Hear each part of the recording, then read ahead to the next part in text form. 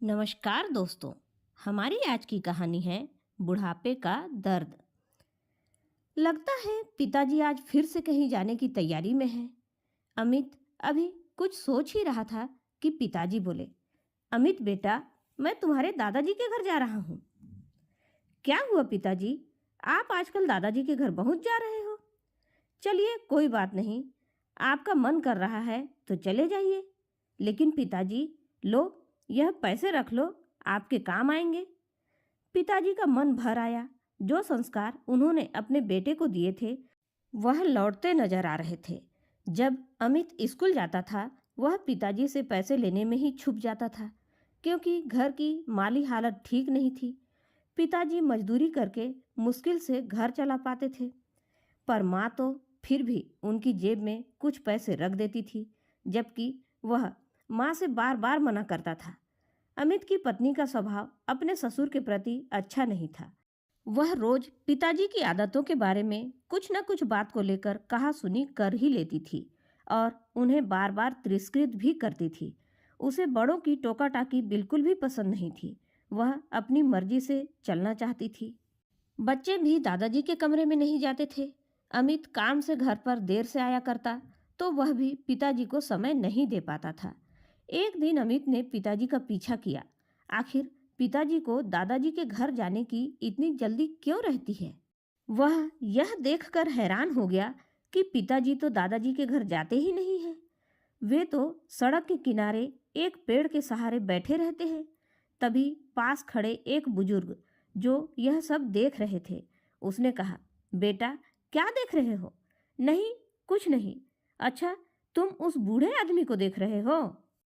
वे यहाँ अक्सर आते जाते रहते हैं और पेड़ों के तले बैठकर शाम ढले अपने घर चले जाते हैं।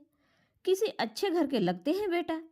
ऐसे एक नहीं, अनेक बुजुर्ग और माँ तुम्हें यहाँ अब आसपास मिल जाएंगे। पर ऐसा क्यों? अमित ने पूछा। तब उन बुजुर्ग ने बताया, बेटा, जब घर में बड़े बुजुर्गों को प्यार नहीं मिलता ना, तब उन्हें बहुत अकेलापन महसूस होता है, तो वे यहाँ बैठकर अपना समय काटते हैं। वैसे क्या तुम्हें पता है, बुढ़ापे में इंसान का मन बिल्कुल बच्चे जैसा हो जाता है। उस समय उन्हें ज़्यादा प्यार की ज़रूरत होती है, पर परिवार के सदस्य इस बात को समझ ही नहीं पाते। वो तो यही समझते हैं कि इन्होंने तो अपनी ज़िंदगी जी ली है और फिर उन्हें अकेला छोड़ देते हैं। कहीं अपने साथ ले जाने से भी कतराते हैं। बात करना तो दूर, अक्सर उनकी राय भी उन्हें कड़वी लगने लगती है। जबकि वही बुजुर्ग अपने बच्चों को अपने अनुभवों से आने वाले संकटों और परेशानियों से बचाने के लिए सटीक सलाह देते हैं, परंतु उन्हें वह बिल्कुल अच्छी नहीं लगती। कुछ देर बाद अमित घर लौट गया। अमित ने किसी से कुछ नहीं कहा। जब पिताजी घर लौटे तो अमित घर के सभी सदस्यों को देख रहा था। किसी को भी पिताजी की चिंता नहीं थी। कोई भी पिताजी से बात नहीं कर रहा था, जैसे पिताजी का उस घर में कोई अस्तित्व ही न हो। ऐसे परिवार में पत्नी और बच्चे पिताजी को नज़रअंदाज करते हुए दिखे। सबको राह दिखाने के लिए आखिर अमित ने भी अपनी पत्नी और बच्चों से बोलना बंद कर दिया। वह काम पर जाता और वापस चला आता, किसी से कोई बात नहीं करता। बच्चे और पत्नी बोलने की कोशिश भी करते, पर अमित उन्हें नज़रअंदाज करते हुए अपने काम में व्यस्त रहने का नाटक करने लगा। 3 दिन में सभी परेशान हो उठे। पत्नी बच्चे इस उदासी का कारण जानना चाहते थे। अमित ने सोचा, अब वह समय आ गया है इन्हें सच्चाई से रूबरू कराने का। उसने अपने परिवार वालों को अपने पास बैठाया और उन्हें प्यार से समझाया कि मैंने तुमसे 4 दिन तक बात नहीं किया तो तुम कितने परेशान हो गए। अब तुम ही सोचो, पिताजी के साथ तुम ऐसा व्यवहार करके उन्हें कितना दुख दे रहे हो। मेरे पिताजी मुझे जान से भी प्यारे हैं, जैसे तुम्हारी माँ। और फिर पिताजी के अकेले पेड़ के नीचे घंटों बैठकर रोने की बात भी वह उन्हें बताया। सभी को अपने बुरे व्यवहार का बहुत दुख था। उस दिन जैसे ही पिताजी शाम को घर लौटे, तीनों बच्चे उनसे लिपट गए। दादाजी, आज हम आपके पास ही बैठेंगे। कोई किस्सा कहानी सुनाइए ना दादाजी। पिताजी की आंखें भर आई। वह बच्चों से लिपटकर रोने लगे। अमित की पत्नी भी पिताजी के चरणों में गिर पड़ी और उनसे माफ़ी मांगने लगी। पिताजी ने कहा, बेटा, बुढ़ापे की एकमात्र लाठी उसका परिवार होता है। वह साथ है तो सब कुछ है, वह नहीं तो कुछ भी नहीं।